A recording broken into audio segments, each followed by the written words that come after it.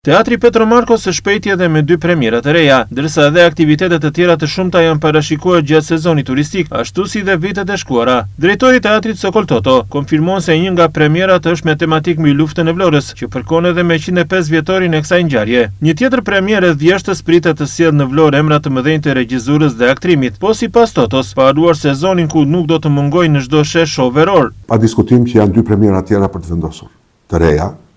Njëra ka një tematik historike, që është lufta e Vlorës.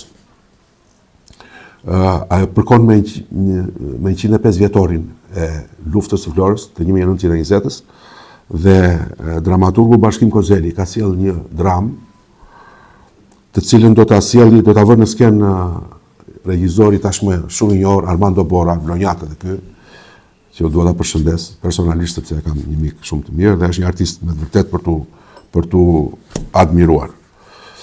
Dhe pastaj kemi shfaqjen e vjeshtës, që premiera e vjeshtës është permanente, gjithmonë neve bëjmë premierën e vjeshtës, që unë jam duke e përzgjedhur dhe kam dëshirë që të sjell 2 emra të mëdhenj në qytet, një regjizor të madh dhe një aktor të madh që të sjellin larmi i teatrit Petro Marko, jo vetëm me aktorë të brendshëm të teatrit Petro Marko, por edhe me aktorë të ftuar, të cilët sjellin më shumë publik dhe zgjojnë interesin, do të thoja, të publikut vlonjak për në teatr. Kur nuk do të mungojnë edhe aktivitetet gjatë sezonit apo?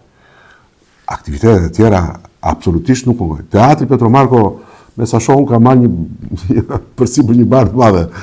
Doja të përmendja diçka. Teatri Petro Marko është teatri Petro Marko dhe puna e tij është teatri apo komedia, apo dhe ndonjë varieté që sot mua më duket që kanë dalë pak jashtë mode, por prap vazhdojnë dhe bëhen. Po teatri nuk ka vetëm këtë mision. Teatri ka një mision të madh në qytet. Teatri është ai që ka organizuar konkurrime të zërave të rinj, të moshave të reja, nga gjimnazet e shkollave të qytetit. Përveç kësaj, gjatë sezonit veror, teatri Petro Marko, që nga fillimi i korrikut deri në fund të gushtit, del me një shfaqje varieté, show veror që ne e quajmë, dhe bën gati 5 deri në 6 koncerte në qytet, në përpika të ndryshme, atraktive të qytetit, duke filluar që nga pjesa e Muratijes, nga qendra historike, edhe deri në Orikum shkojmë ne, pasi ta dimë që Orikumi është pjesë e Bashkisë Vlorë. Kështu që Bashkia Vlorë është gjithmonë pranë publikut, pranë turistëve, pranë miqve të ardhur në qytetin tonë për t'i mbajtur ata të inkuadruar në aktivitete të ndryshme kulturore-artistike. Teatri Petro Marko tashmë në prag të sezonit, por edhe gjati me premierat e reja, por dhe me shfaqje aktivitete të shumta për të qenë pranë publikut vlonjak, por edhe turistëve që do të zgjedhin Vlorën.